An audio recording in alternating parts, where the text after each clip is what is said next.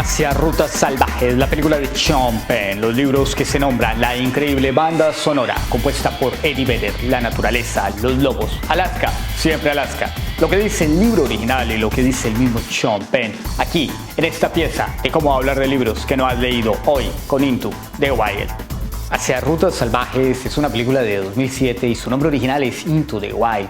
Fue escrita, dirigida y producida por Sean Penn y está basada en el libro del mismo nombre, escrito por el montañista y periodista de alpinismo norteamericano Jon Krakauer. En una entrevista con Charlie Rose, Sean Penn contaba que solía almorzar en un restaurante al aire libre al oeste de la ciudad de Los Ángeles.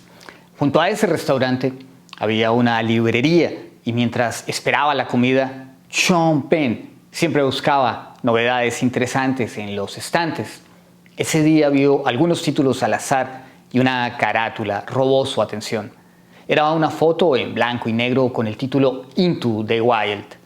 Sean Penn no sabía definirlo con claridad. No podía decir si fue la foto en blanco y negro, con la nieve cayendo, o quizá el título sugestivo con la palabra wild, salvaje. Pero la apariencia o lo que evocaba el libro lo capturaron ese día en que hojeaba autores en esa librería al aire libre en la ciudad de Los Ángeles. Penn compró el libro, no dijo si almorzó o no, pero sí que cuando llegó a su casa leyó el texto de un tirón y apenas terminó de inmediato. Leyó por segunda vez sin parar el libro. Sean Penn leyó de nuevo ese libro, soñando en convertirlo en una película.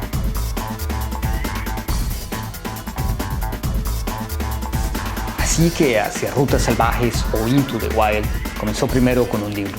Pero antes del libro, su inspiración comenzó por un reportaje. La revista Outside pidió a Jon Krakauer un artículo sobre el viajero solitario que murió en aquel bus abandonado en Alaska. Krakauer comenzó su investigación para el reportaje encontrando que Chris McCandless fue un joven de una familia acomodada cuyo padre trabajó en la NASA y luego fundó su propia y próspera empresa. Luego de que Chris se graduó del Emory College en Atlanta, Georgia, con las mejores calificaciones, Chris donó $24,000 de su cuenta de banco a una fundación, quemó el dinero que tenía en sus bolsillos y esta es una escena que deja a muchos espectadores en shock. Abandonó su viejo automóvil en la mitad de la nada y comenzó a hacer autostop con apenas una maleta y el objetivo de prepararse para vivir en Alaska con lo menos posible. Pasaron un par de años antes de llegar a Alaska en un periplo por muchos lugares, hasta que en abril de 1992 Chris alcanzó las inmediaciones del monte Denali. En esos 2 años nunca se comunicó con su familia, pero además tampoco les dijo que partía. Solo desapareció de sus vidas y nunca les dijo que estaba bien o vivo en algún lugar lejano. Su familia enloqueció sin saber qué había pasado con Chris. Krakauer redactó un corto artículo de 9,000 palabras que se publicó en enero de 1991. Las reacciones fueron masivas y contradictorias. Algunos ensalzaron a un valiente y romántico McCandless como un héroe, pero también otros lo trataron de inmaduro y osado. Lo acusaron de haber causado un dolor innecesario a su familia, señalando incluso que el sufrimiento infligido a sus padres era una especie de castigo contra ellos. Krakauer recibió cientos de correos y mensajes tras el artículo y continuó con la historia en la cabeza hasta que decidió escribir el libro. El mismo Krakauer, además de periodista, es un montañista. Quizá porque el hilo de la historia de la película es la profunda relación con el padre, Krakauer recrea su propia historia y narra sus ires y venires con un padre autoritario, recio, exigente, ya que en Krakauer quiso mostrar lo mejor de sí. El mismo padre de Krakauer inculcó y sembró su amor por la montaña.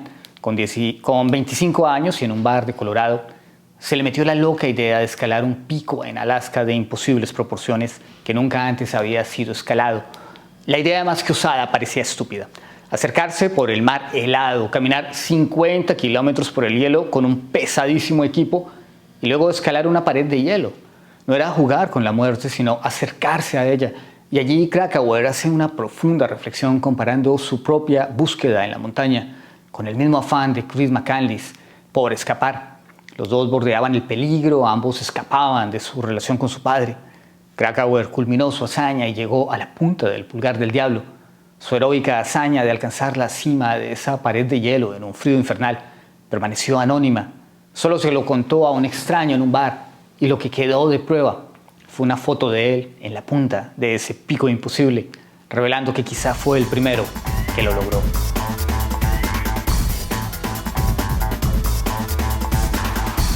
Alaska siempre ha tenido una atracción especial cuando se habla de lo salvaje. Hay una mística especial en la comunión del hombre y la naturaleza en su estado primigenio. Sobrevivir es una prueba ruda y violenta y algunas veces parece que a la naturaleza, en su estado salvaje, no le interesa si el hombre sobrevive o no. Ella solo es sí misma, tal cual como es, espontánea, honesta, natural, con sus erupciones volcánicas, su frío demencial, sus olas gigantescas, su sol abrumador. La tierra palpita y sobre su polvoriento suelo viven animales hambrientos, ocurren sus noches oscuras, sus glaciaciones, sus dinosaurios muertos bajo el polvo de la tierra, sus piedras milenarias con líneas y bordes donde se cuenta el paso de millones de años. ¿Por qué? Si la tierra es testigo mudo del hambre y del frío de los hombres y mujeres que sobre ella han caminado, despierta tanto amor, tanta devoción, tanta adoración por su carácter. ¿Por qué su misterio se define como la vida misma?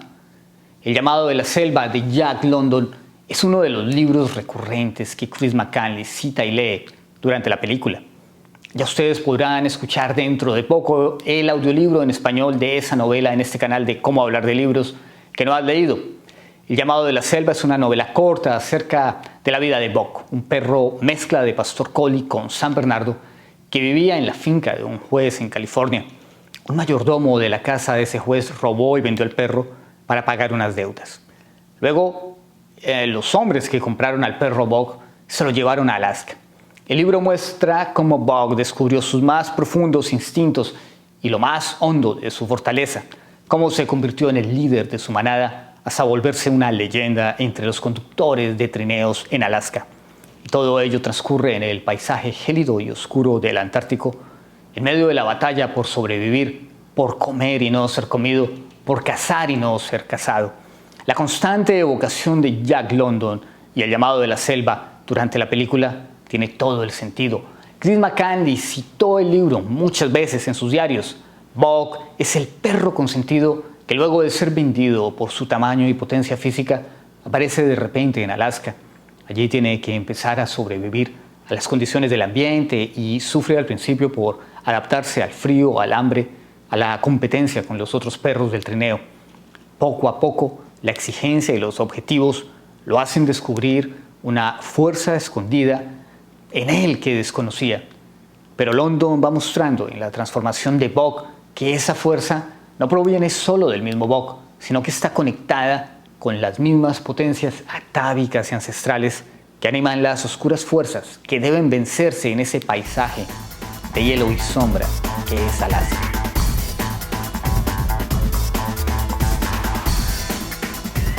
Jack London ha sido un escritor subestimado, considerado más un autor de novelas juveniles con una prosa simple. Eso no significa que su obra no tenga una gran calidad. Casi todos los escritores famosos del siglo XX leyeron a London durante su infancia o adolescencia y sus novelas los marcaron fuertemente. Así como Emilio Salgari o Julio Verne, Jack London es un clásico y un referente de la literatura juvenil, pero sus novelas pueden ser leídas de nuevo en la etapa adulta y cualquiera encontrará en ellas una gran profundidad e incluso una gran calidad en su prosa. La cita de esta novela durante la película es muy importante. La crítica ha señalado y relacionado el llamado de la selva como una versión literaria de la teoría de la evolución de las especies de Darwin, pero otros lo relacionan también con las ideas spencerianas. Para muchos es muy conocida la cita "solo sobrevive el más fuerte" como una frase dicha por Darwin para explicar su famosa teoría de la evolución. Sin embargo, "solo sobrevive el más fuerte" no es la frase original. La frase original de Darwin reza que no sobrevive el más fuerte, sino el que se adapta mejor al cambio, es decir, que sobrevive el más apto. Darwin revolucionó la historia de las ciencias naturales y nuestra historia moderna también, al descubrir que las especies actuales son una evolución de especies anteriores que se transformaron en su lucha y batalla por sobrevivir, y que esa sobrevivencia se logró gracias a su capacidad para adaptarse al entorno. Durante siglos de evolución, unas especies se habrían adaptado a aletas, otras colas prensiles, otras patas más o menos largas, más o menos pelo, alas, dependiendo del clima o del lugar donde vivieran. Lo que fue una revolución en el mundo de las ciencias tuvo su impacto en otras áreas del conocimiento. Herbert Spencer fue un filósofo inglés que acuñó el término darwinismo social. Así que por el contexto de la época, algunos vieron en los logros de Vogue y su dominio sobre la manada un reflejo de las ideas de Spencer sobre el dominio del más fuerte, que fundaron la base para ideas políticas y prejuicios raciales muy serios.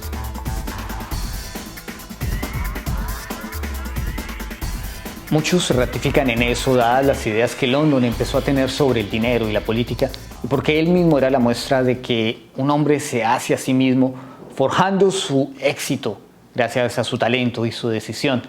Sin embargo, y a mi modo de ver, El llamado de la selva es un libro profundamente espiritual que habla de la fuerza interior, con una gran carga poética.